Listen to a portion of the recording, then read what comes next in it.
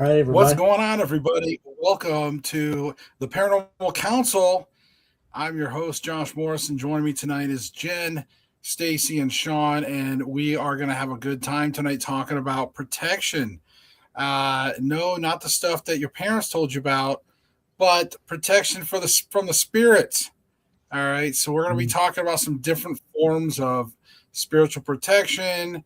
We want to cover some different things because again, it's not a one size fits all type thing. So we want to we want to cover a variety of those things. So don't stick, for or don't go anywhere. You want to stick around for this. I'm coming from sort of a remote location, so may look like a hotel room, but I am somewhere in another area of the state. So I'm not on my normal setup. So forgive me. Welcome to everybody in the chat. I'm already seeing a few regulars popping in there already on time. So that's awesome. Guys, let's get going. Protection, spiritual protection. So I guess, we could look at a variety of different things on this subject because I think you're going to get a variety of opinions. Some people look at it differently. Some people look at protections when it comes to maybe trinkets. Some people look at other ways. Some people maybe look at praying or protection from deities and things like that. So we'll dive into some of that. So who wants to jump in there and be the first one to talk about some spiritual protection? Well, I think the biggest thing is like, why do we need protection in the first place, right? And I think that answer is pretty simple.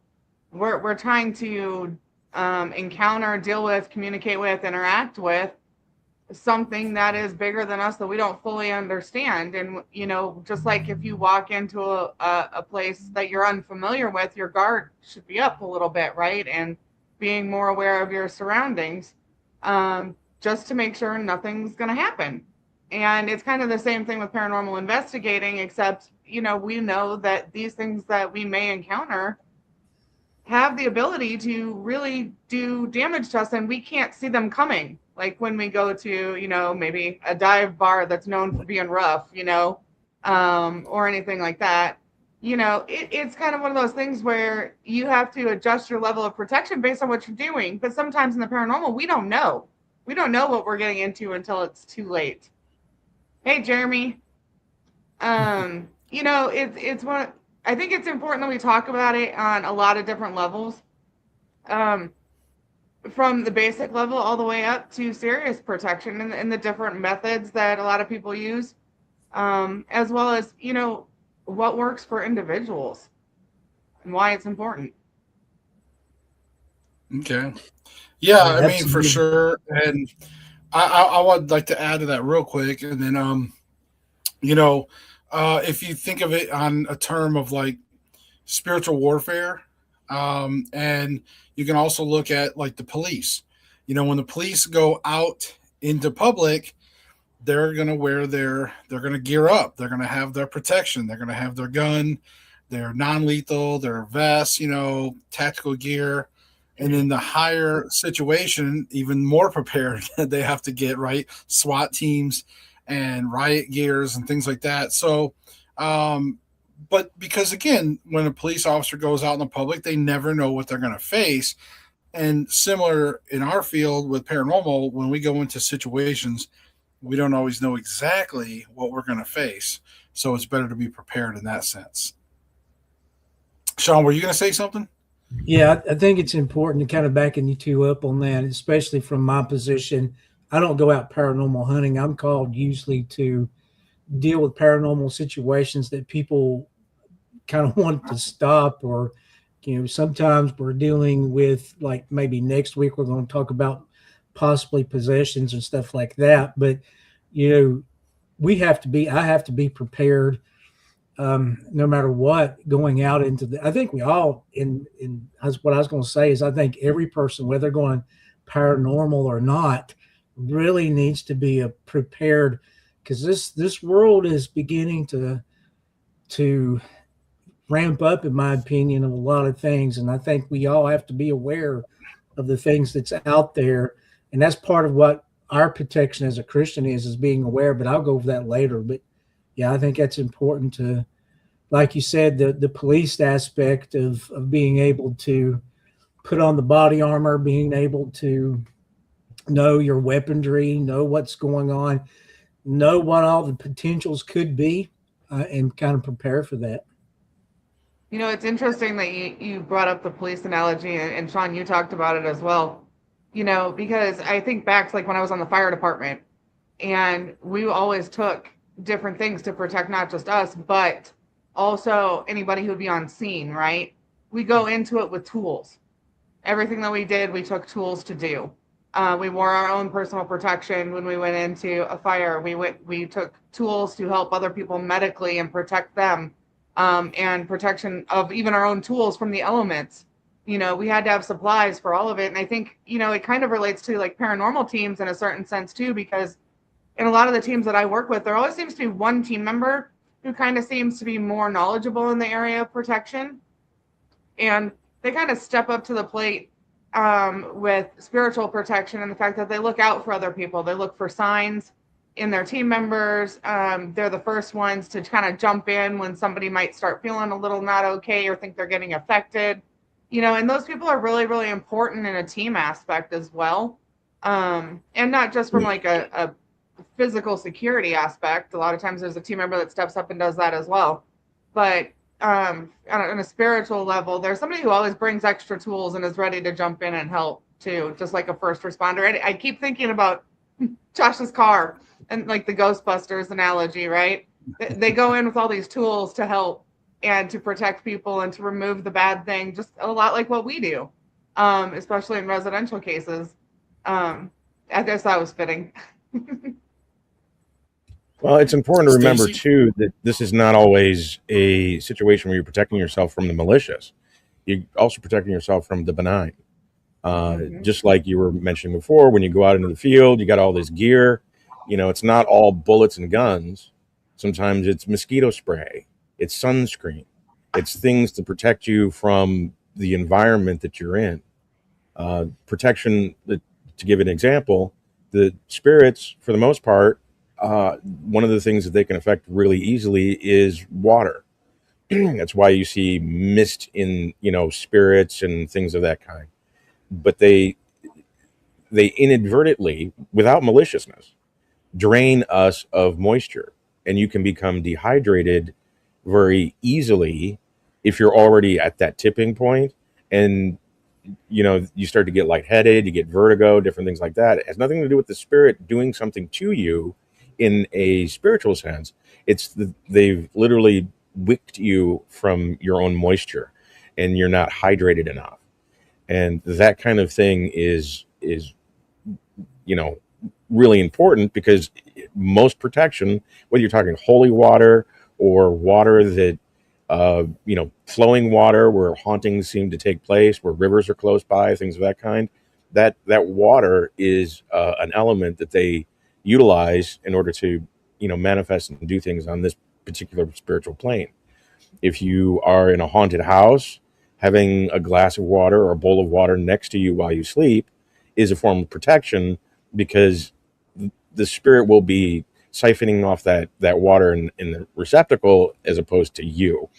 And you wake up and you're like not feeling right, you're dehydrated, you're essentially feeling like you got the flu, because that the spirit wicked all that moisture away from you. And it wasn't done in a malicious way. It's just the physics of how it all works. And protecting yourself in that manner is just, you know, once you understand it, it's a matter of common sense, just like wearing sunscreen when you go outside. Yeah, well, Yeah. it's even like, you know, Andrea was saying in the comments, protect yourself from energy vampires that don't mean to hurt you but are. You know, and there are spirits that will suck your energy, not trying to actually hurt you, but because they don't understand how it hurts you when they use it for themselves, you know. And Jeremy soaks up bad energy. Water does, yeah, absolutely. And, you know, it can soak up bad energy and transmute good energy too. So, I don't know. I think it's really interesting that people, a lot of times when you hear teams talk about protection, they never talk about these aspects. It's very, very rare Right. that you hear a conversation in a team setting or in a pre-investigation setting, even talking about all these different aspects of protection. But they are equally as important, I think. Well, let's look at where to start, right? And I'm going to start by saying that the first place to start the process of protection is before you leave your house. Okay, the first step is protect yourself from yourself. Okay, that's the first step. All right. So going back to the cop thing, you wouldn't want a police officer that's going to show up to work in a severely cranky mood, really pissed off at the world, and then he gets in his patrol car and starts hitting the streets. Okay, you're probably not going to want to get pulled over by that guy.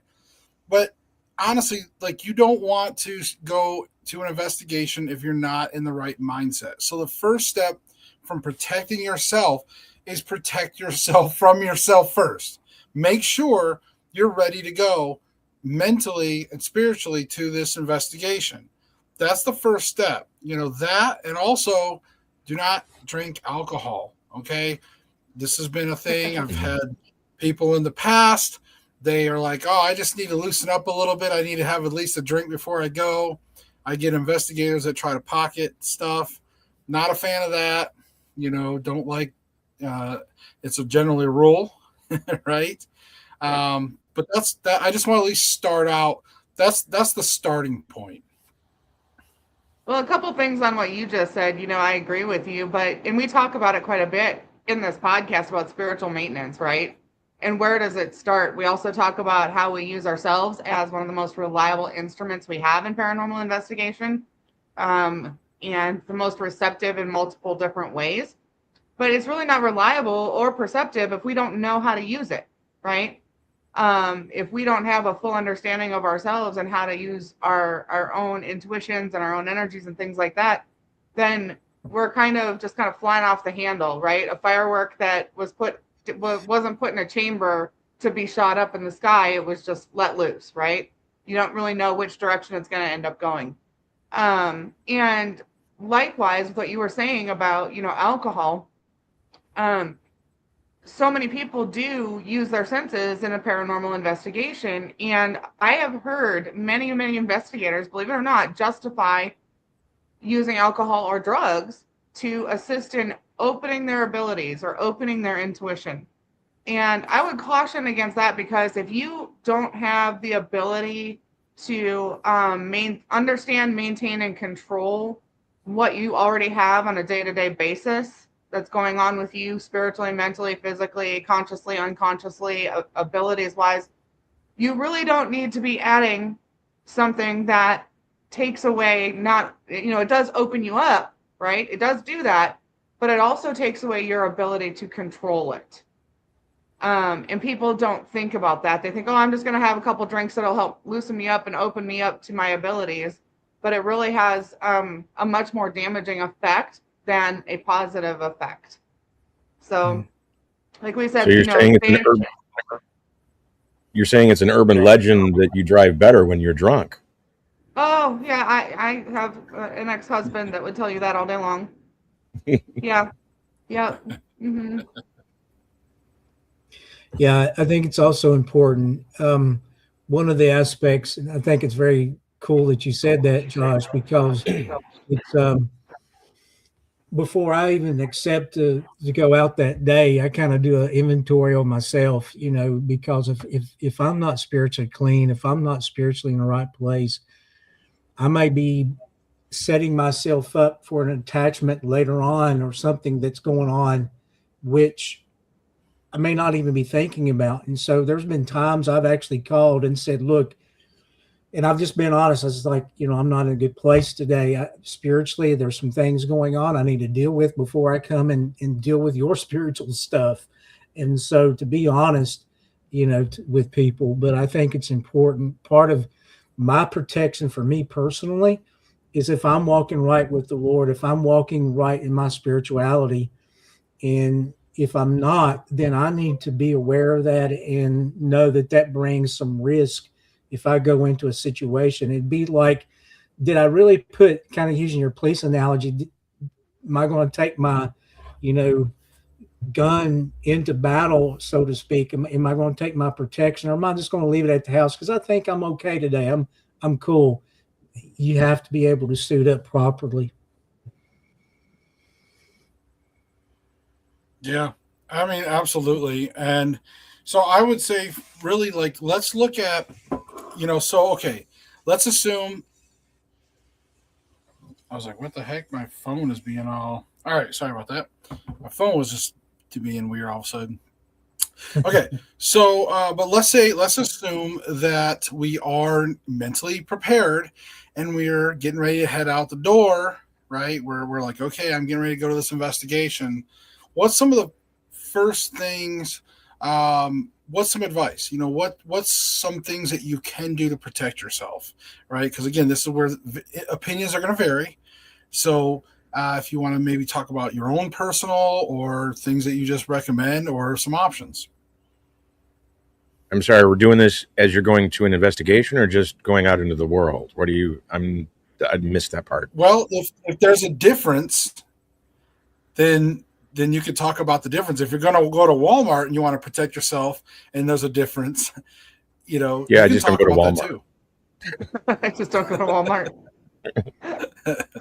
It's a spiritual battle. So you want to make sure you are protected when you go to Walmart. Trust me. Walmart's all kinds of battles: spiritual, parking spots, financial. Walmart choices. What are you going to buy? Which one do you want? Oh, and real quick before we move into that section, also Andrea in chat brought up a good point too. Medications as well can also affect you. Certain medications will have that same alcohol type effect where they can leave you kind of in a zombie state or something, or they can leave you vulnerable too. So it's a good point. Yeah, that's one of those things you want to share with the team. If you're in that kind of a situation, you want to share that with the team so they can actually anticipate, anything that might, result from that. Okay. Yeah. So yes, communicate if you have to be on medications and your team leader, or hopefully you're not the team leader, but if maybe your team leader can make that determination whether or not you should sit this one out or not, based on your medication and things like that. So, but okay. So, like we were saying, you're getting ready to go out, and let's just say you're getting ready to go out to a paranormal situation. Maybe you're going to go to a public investigation. Maybe you're going to go investigate. Maybe you're going to go do one of those haunted tours. Either way, let's assume in this scenario where you're going to leave your house to go to a paranormal situation. Okay. So what's some advice that you would give people to start preparing themselves spiritually? Well, I would say cleanse. And because anytime you go out and do anything on a social basis, a lot of times you take a shower. You want to, be fresh and perky when you're going out to dinner or going to an event with friends or whatever. You don't want to come home and be all, grubby before you go to one of these events. So you take a shower. And when you're going to a paranormal event, you want to cleanse. And that can take, depending on your tradition, many different forms. But you want to be grounded and clean. So the energy of the day or the environment that you were in prior doesn't, bleed into your next environment, because it only gets amplified from there. Okay, well, I think a lot of people can understand taking a shower can equal cleansing, and also too, by the way, like the act of the water, things like that can literally spiritually cleanse you as well. But can you guys also elaborate a little more on grounding? Because I know, again, we got people out there that may be saying, well, I keep hearing that, but I don't know what that means to ground myself. Do I hold a copper wire to the ground, or, what do I do for grounding? I mean, maybe you should hold the wire, Josh, and just stand out there in the yard with a pole and see what happens in the rain. since you like getting zapped with dowsing rods and things. um, but yeah, no, grounding is super, super important, and it takes all different forms, right? You and I were actually on a podcast, Josh, not too long ago, and one of the things that struck me was just the regular questions of the podcast was, hey, like, do you have a pre-investigation routine? Do you listen to music on the way there, right? And we started laughing because we're putting together our own playlist. And but there's truth in that too. Grounding can look like certain songs that resonate a certain way that put you in the right mood. It can be taking a walk outside your house before you go. It can be walking on the property when you get there and kind of integrating with the property before you go anywhere.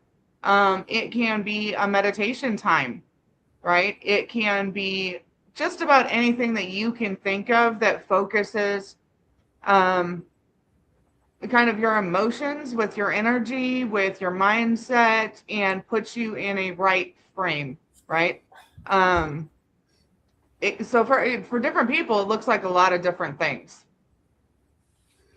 I think for me, it's first of all, if I'm getting ready to go again, I'm looking at myself in retrospect and kind of reflecting on myself, and then I go into a prayer time, and I have certain prayers. I have a rather lengthy prayer thing, and it's not just all the time, just recite it. It's actually and I don't want to sound too Christian with this, but most of my protection is going to be from the Holy Spirit and from that relationship with Him. So I'm not really trying to go past Him, but kind of looking like grounding. There's times I'll take a walk and do that prayer. What I call prayer walk. I'll prayer walk around my place. I'll prayer walk around the place that I'm going. A lot of times, and I think Josh has heard me say this before. A lot of times I'll ask God to shut down everything that in that property that doesn't need to be happening, that I don't need to see or deal with, but bring to forth what I need to be dealing with. And I'm already praying that before I get to that property. And so I have a rather long list of a prayer time that I go through. And then if I'm meeting a team, if I'm meeting my team members, we do the exact same thing together. And then we progress to the location and we pray when we get there. And a lot of that prayer is talking about being vigilant, not just about protection, but about being vigilant. Help me to see what I need to see and stuff like that. No, and that's really good. And I think for me, it's a combination of a little bit of like Jen and I hitting the music set list, hitting a few songs when we, first song out the gate is usually our theme song for the show. We have a Soulfire Paranormal song. Then usually it's followed up with the Ghostbusters song. I know Jen's got a particular song I had never heard of, but those particular words mean a lot. They're very spiritual, and so it helps her. There's other fun songs that we just will have fun, and it helps us to sort of just get ready mentally. But one thing I do before all that, usually in the morning, is I will take a moment to myself. And I don't do this in front of anybody. This is just between me and God. And I will do a prayer. And I pray over, anybody that's going. I pray over if there's clients or, things like that. But it's something that I do between me and God. It's not something that I do for show in front of a team or camera or anything like that. This is a very personal thing for me. It's something because it's something that I want it to mean something. So that's why I don't even really talk much about what I normally say in it, other than just personal things that I need to talk about between me and God that day. Because sometimes there is your life may not ever be perfect before you go to an investigation. And you may not be able to put off going to an investigation. So sometimes you just have to, pray for some things for God to handle or to take off your mind for a while and things like that. So again, it's just there is that moment every morning that I privately will do something like that. And I generally do that daily anyways in my life. But for investigation day, it's more tailored toward what we're going to do and what we're going to go up against, or the situations and things like that. So Yeah, grounding for the most part is what it sounds like. It's touching grass, uh, taking off your shoes, walking through the grass. In the African traditions, Santeria, Palomayombe, and etc., voodoo, it's a physical thing that you do. It's not a mental state that you get into. It is, you do it physically because the physical influences the mental. So it's the same thing that you would do when you were a kid. You'd drag your feet across the carpet to build up a static charge and then zap people on the ear. That negative charge that you are building in static electricity is very much like what you do normally throughout your day and out your life. That buildup of negative charge needs to be discharged, and you do it through grounding, walking through grass, hopefully in an area that doesn't have fire ants. But you can do it in a very short period of time. It doesn't have to be something that you meditate for hours ahead of time. You can do it in 10 minutes by going out into the yard and walking around a little bit, and even wiping your feet in the grass like you just stepped in some dog shit. That has the effect of grounding you out quickly. In Santeria and Palomayombe, they also have a thing called flower water or Florida water, where they cleanse themselves, their whole aura, with this flower water. They put it in their hands, they rub it together, and then they literally wipe their aura like it's covered in cobwebs, and they flick it off their hands. Keep wiping and then flick. That negative discharge comes off in the flower water, and you can visualize cobwebs literally coming off your hands. And be surprised that within an instant, your eyes have a whole new perspective. You can start to see like somebody just took stuff out of your eyes, and you can see so much better because your whole aura, you've been looking through it. Like people who wear glasses, they get schmutz on their glasses, they clean their glasses, like, oh wow, I can see a whole lot better now. It's a lot like that. And cleansing yourself through that grounding is just part of the process. Anything you do in spiritism, seances, working with the dead of any kind, that's a prerequisite of going into that environment. I have a tip for Florida water. So here's my tip. Use it right before a shower. I know that kind of sounds counterintuitive because the shower is also cleansing, but unless you want to smell like the old ladies that used to do the Avon stuff, Florida water will, and trust me, it will stick with you. Okay, even after I shower, sometimes I'll still get whiffs of it somehow. Like, what the heck? It must have went up in my nose or something. But I don't know what old ladies you've been around. I've never smelled an old lady that smells like that. I smell it all the time. I think it's great. It's rose water and cinnamon. That's basically your 2 cents that you get together. If old ladies are walking around like that, I don't know where you're getting it. Okay, so if you don't want to smell like Stacy or old ladies. Yeah, that's like a perfect combination for grandmas. Rose bushes in the yard and bacon with cinnamon. But I have a question for Stacy. I want to know if schmutz is a technical term. It's a Hebrew term or Yiddish term, schmutz.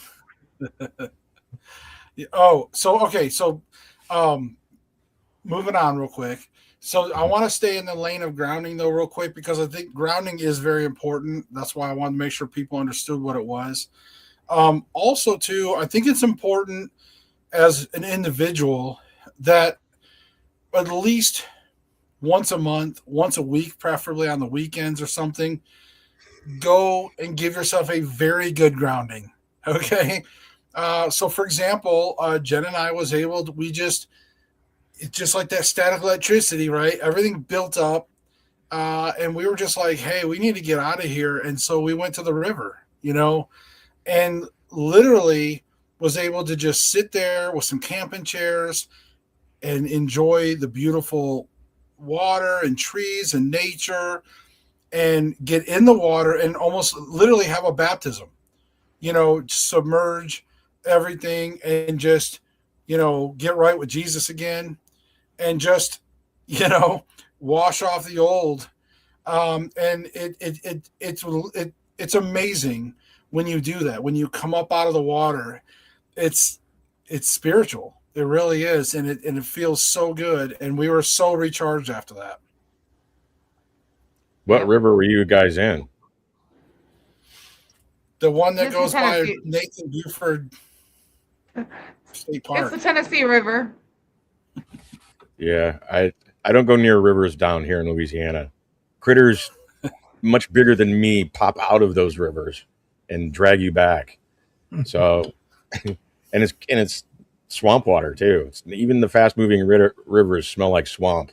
They don't smell like rivers or anything like that. It's a totally different thing.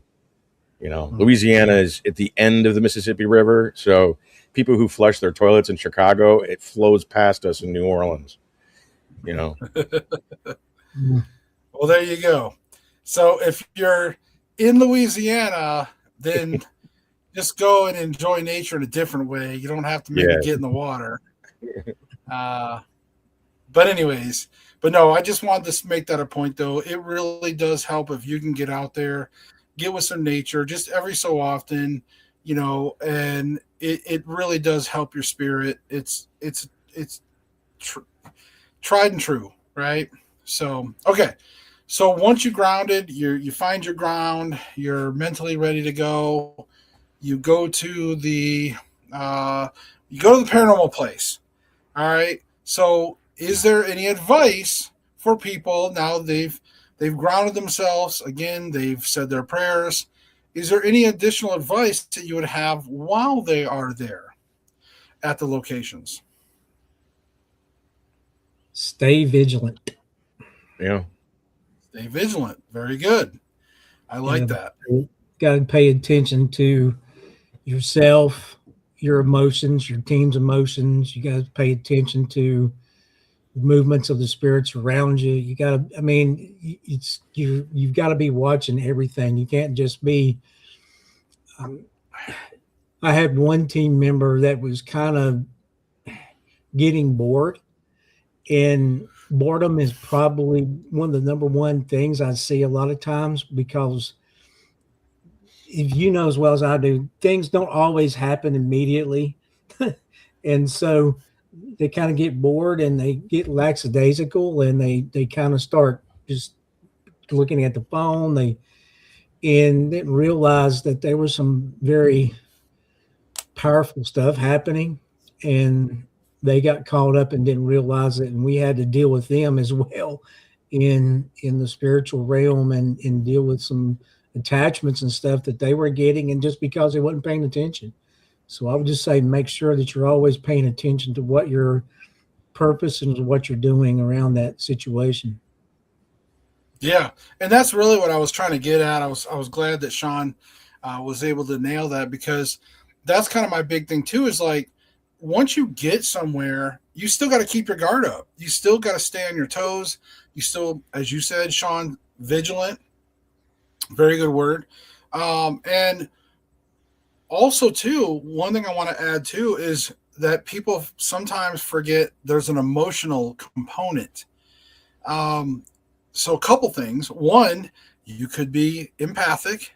You might get there and start to experience severe emotions. And these emotions can leave you vulnerable as well. Also, during spirit communications, during the investigation, you may discover certain things that, again, could be emotional. You might discover a spirit passed away in a certain way, or in one case I had where I connected a past wife that had passed away with her living husband. Very emotional. But you can leave yourself emotionally vulnerable and let your guard down if you're not careful. I mean, it's okay to have emotions. You just got to make sure that you're not letting your guard down while doing that as well. So that's why I really wanted to make that point. So, if Jen, Stacy, if you guys want to add anything to that as well for people that are on location. Well, I think there's so many things that we can do, right? And Sean hit on one earlier when he was talking about kind of the pre-investigation, when he was talking about prayers, right? And asking for things that he doesn't need to deal with being away from him so that he can see what he does need to deal with. But I think, too, that when we get to a location, it is not a bad idea to pray and ask for protection from things there that would intend to hurt you. And that doesn't necessarily limit the ability to connect, but it does limit the ability to harm, right? And so prayers for protection when you get to a location is huge. But also throughout, at the beginning and throughout the investigation, you can set boundaries, right? Those are protections as well throughout the entire experience. At the door, or when you run into a spirit, or you meet a spirit that you feel it might be negative, you can set boundaries and say, hey, I don't want to be touched, you may not touch me, or no, you may not use my energy,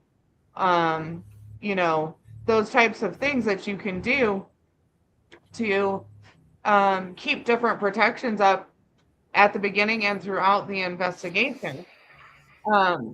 And Josh, you hit on it too, and I preach this a lot, especially with like people that I work with and mentor, and back to the spiritual maintenance part of it, right? You can't do any of this if you don't know yourself. If you do not know and understand yourself and understand how you feel emotions, how you process emotions, how you respond to emotions, how to regulate your emotions, or control them to a certain extent, then you struggle in situations where you walk in and it's spiritually highly emotional.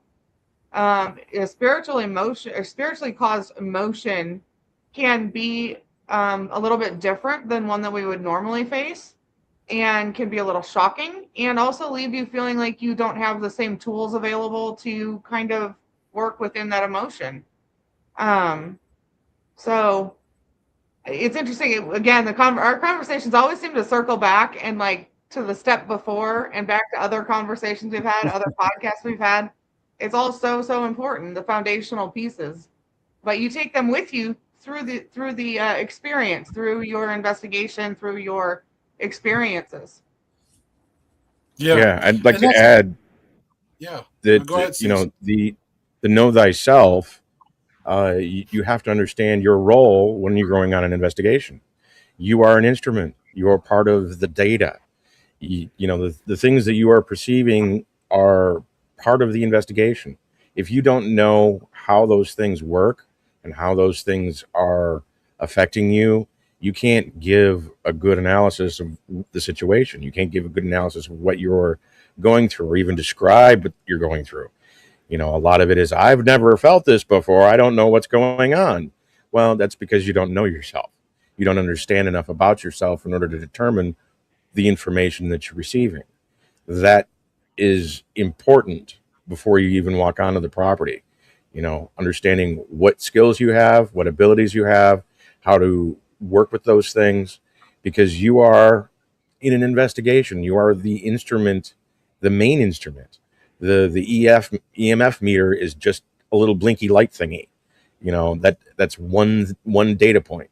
You have several, and if you're not familiar with how those things work, you're basically a tourist.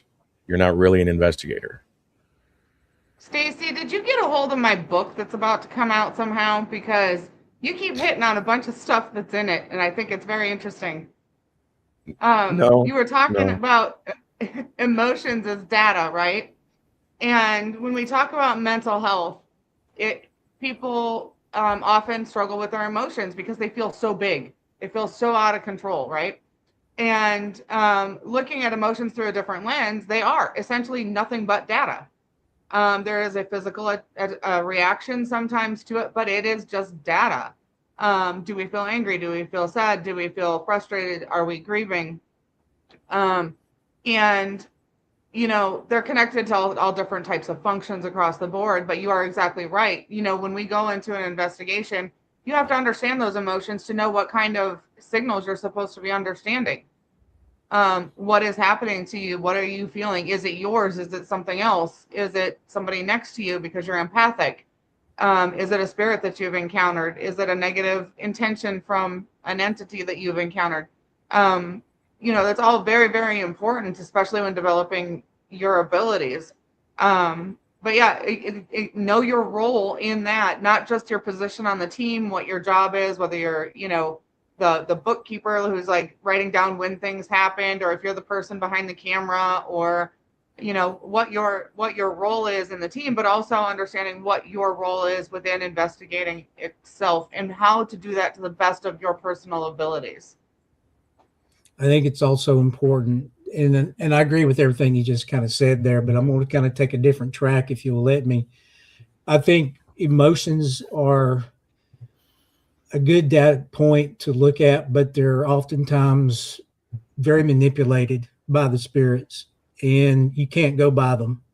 One of the things we talk to our guys and ladies about is dealing with not letting the emotions rule the truth points that's coming out or that needs to be dealt with. And so I just want to caution people, that I have found so many times emotions pull you away from a lot of times from where you really need to go. And so just be very careful with the emotions that's coming. And I'm not saying don't pay attention to the emotions, because that's very important too. But I'm also saying it's emotions can be very deceptive.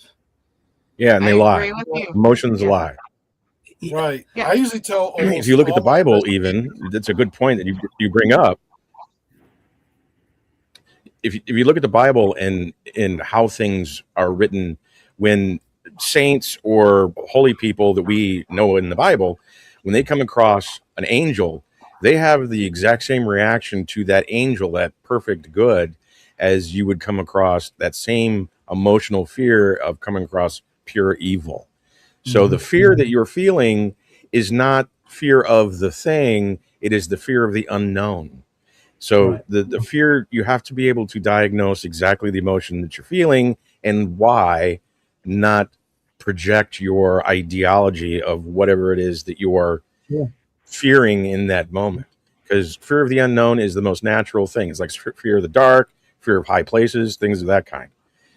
It doesn't mean that every fear that you have, every weird feeling that you have, is because there's a demon over there in the corner, or that it's an evil spirit. The axe murderer's house that you're investigating is the axe murderer hunting you down. It's not really what it is. It's your fear of the unknown.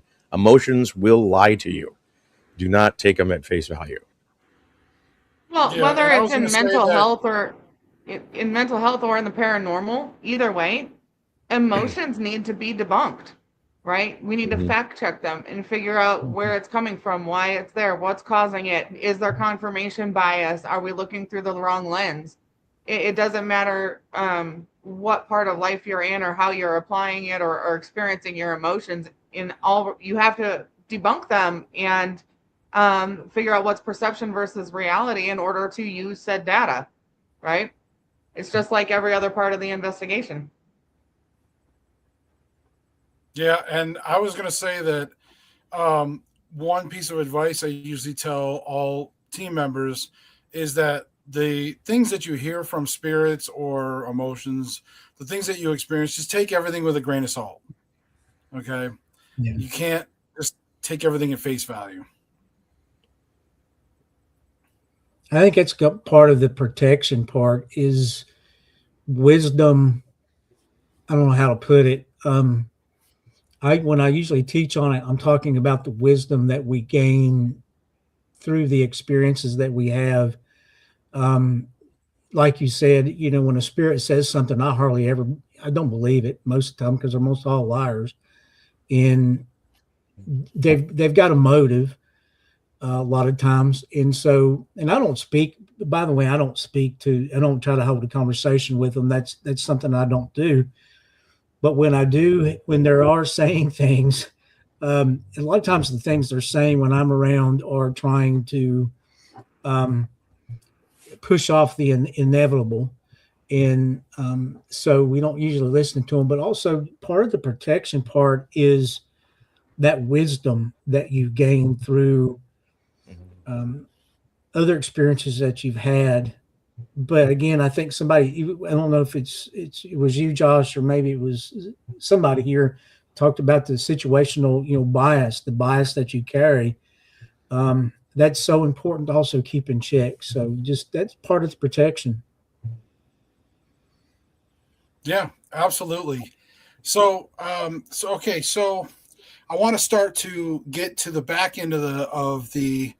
Uh, so if somebody has done and they listened to everything we said and they've stayed vigilant and they get to the end of the ghost tour or investigation or their visit at a scary place or they're getting ready to leave Walmart, what would be the next thing you would want to say before you depart a venue? What is there something that you want that you would do or advice?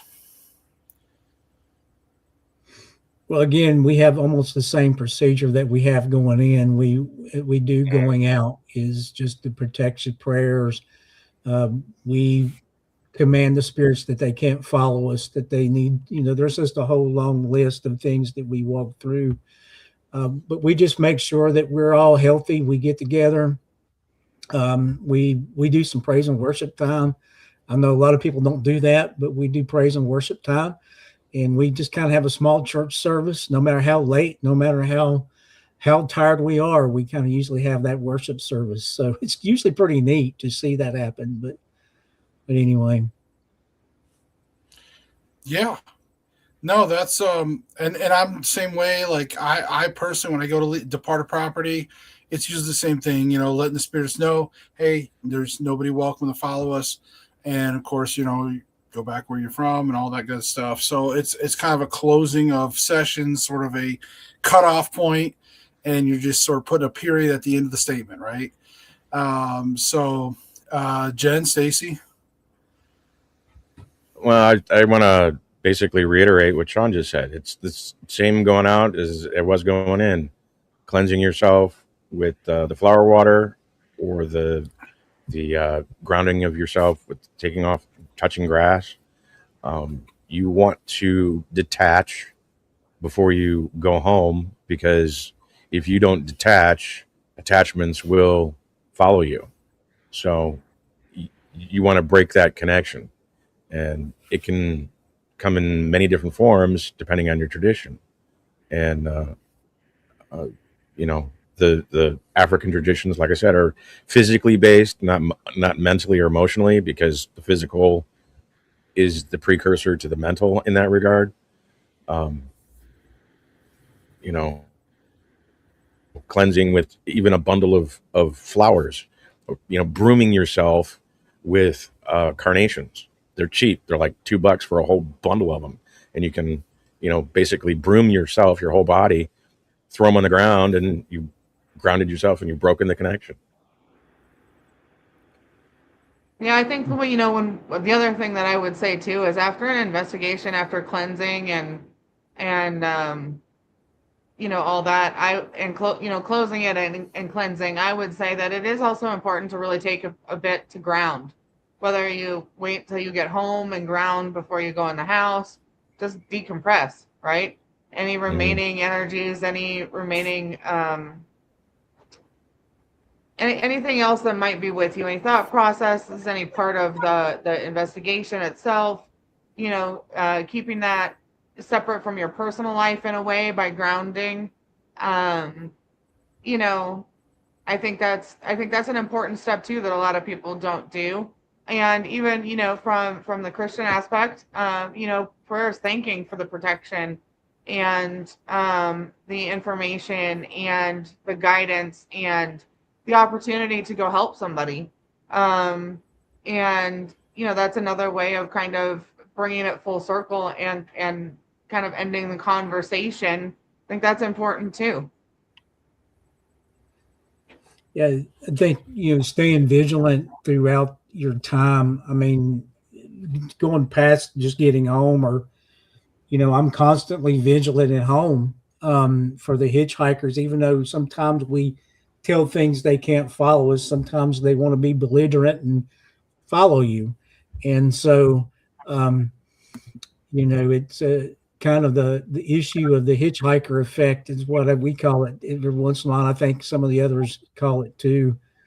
I'm not really sure what's going on there. So, but yeah, just being careful with the um, is showing Stacy's background. Yeah, what that is? I would love to tell you that there's a spirit behind me, but what's coming through? I have a window that's over here that is doesn't have curtains on it or anything like that, and the fire station has this big ass searchlight for their parking lot, and it comes in through that window, and all kinds of critters like birds and cats and stuff like that run past the window and cast shadows on the wall behind me. So I catch my eye looking at those things all the time, and it's it's not spirits. I would love to tell you that it is, but it's not. It's just an illusion. I try and actually with the box light that I have here, try to drown it out so you can't see it, but you can see it just a little bit. It's I just think it's funny that we have chat looking at all of our backgrounds for like paranormal activity. I know there's Yeah, a I whole do have side discussion going on about Stacy's light on the refrigerator behind him and my curtains moving. And yes, I have a fan right here blowing on me because it's extra warm today. So, yeah, yep. I do have paranormal activity in this house for a lot of different reasons. Um, but it's not subtle. And when you see it, it will be very apparent that that's what it is. Something just all of a sudden, like the coffee maker on the microwave behind me suddenly got pushed onto the floor. It'll be quite obvious. It won't be anything that's subtle in any way.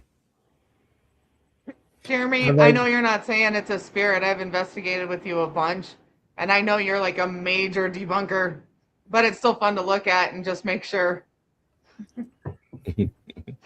I think it kind of goes along with what we said. We have to be vigilant and know our surroundings at our home, know your place where you're living. I mean, I think that's a big protection. I know when my kids were growing up, they would come to me and I began to train them how to deal with things. And it was like, um, I had somebody come over one time and my kids was started to pray and they were like, what's going on? And I was like, never mind, they'll take care of it. And it's like, just stuff happening all the time. But yeah, just be vigilant. Yeah. One thing I want to cover as we wrap up. I forgot. I lost my train of thought when we were during the section when you're at the location, and we got talking about the different things and staying vigilant. Well, I lost my train of thought because there was another thing I had thought of as we got toward the back half of that, and so I want to cover that before because I think it's important because this also goes to protecting yourself and your teammates, and that is unlawful use of provocation. Okay, when you provoke spirits, there's almost never a need for that. Okay, there is, but I would say if you're not an experienced investigator, it's an advanced type of technique, and it's something only used in certain circumstances. Okay. Okay, usually it's when there's physical threat to people like clients. It's an evil spirit and it's hiding, and you need to provoke it to get it out of hiding. So because you're trying to cleanse the place, you're trying to get rid of it, so you're trying to get it out in the open or whatever. It's a very advanced technique. So, but too many ghost hunters or amateur or intermediate investigators try to use provocation because they see it on TV and they're like, use my energy, all this other crap. well, you like picking on little girls. Why don't you pick on me? It sounds great on camera and, might be that bravado, but you really can start something that you may not be prepared for. And it may not happen to you, but it may happen to your teammates too, or even the clients, or possibly even people that come behind you. Okay. So keep that in mind. Provocation, try to avoid it. You guys want to add to that? No, it's good. I think for You know, me, I think that I think the only thing I would add would just make sure that, anytime that we're speaking directly to the spirits or in a casting out situation, and we're going to be pretty forward, pretty direct, and pretty tough on that. And, but we in our training sessions, we talk about, we're something I didn't talk about tonight. One of the things that we pray about in our beginning prayers is to let us know what kind of spirits we're dealing with. Because sometimes some spirits, there are lesser spirits and there's higher spirits. And when you get involved with those higher spirits, if you don't know how to handle that, I'm just going to tell you, you're in for a world of hurt if you get involved in that. And it's not just going to take someone like me, but it's going to take some time. And one of the things we try to train our people is there's a scripture there in Jude that we talk about quite often where it says Michael is contending with Lucifer there, and he says, the Lord rebuke you. And what that's talking about there is he's saying, I'm here because the Lord has sent me, but he's showing that respect, even though that there's that evil there. He's showing that respect because there's some kind of power issue going on. And I just want to say, make sure that with all that said, just make sure that you're one of the reasons why we say be vigilant is because you're not provocating, you don't know who you're dealing with sometimes. And so you're trying to find out all that information and you're going to go forward from there. But I would second that. Amen. Don't provocate. There's no need for it, really. Yeah. Sounds like we're starting to bleed into next week's show. Yeah, absolutely. Well, and we will definitely. So for those of you, a couple things. One, I want to say, just to give you guys an idea to a little bit of what Sean is saying as well. And again, you don't have to believe me. You don't have to believe Sean. You can believe whatever you want to believe. But we've all had experiences for, like I said, you're looking at a panel that probably combined has over 120 years experience. Okay. So, but, if you believe at all in ancient history, and we know that the Nephilim fell, and God said, like, hey, your soul's not going to go to heaven. You're going to forever be known as evil spirits, right? So think about that. You got evil spirits that are serving out a forever sentence from God himself. And you think little old Josh is just going to, sometimes come along and be able to just handle that multi-ancient spirit, that super high level. I'm just saying, like, guys, you got to be realistic here. And so I just wanted to give you a little bit of perspective sometimes on what we're dealing with. It's not just, your grandmother's ghost, telling you to cover up at night. So, well, I think it's a kind of a come around circle, but lead into next week, right? We are kind of getting into like some of these things that we might encounter, but at the same time, right? The point, and we've said it on the show before, I've said it a ton, is it doesn't matter how much experience that you have. At some point, you will run into something that you are not prepared to handle. You don't have enough, strength for. It's not the type that you're supposed to deal with. You don't have enough education. You don't know what to do. It's bigger than you. It's stronger than you. It's more powerful than you. No matter how long you've been doing this, you will hit that one day again, because you've hit it before, whether you want to admit it or not. You've hit that before, right? And going back to our first analogies of, like, law enforcement, and firefighters, first responders. It doesn't matter how much we train. It doesn't matter how many tools we take with us, right? There's always that chance that one of us isn't coming home, right? And it's the same thing with the paranormal. So what can you do? And you prepare the best you can. You learn as much as you can. You get the tools that you need that work for you to go do your job. And you go out there and you do it with the best intentions and highest hopes. And, just be truthful about your experiences. Right.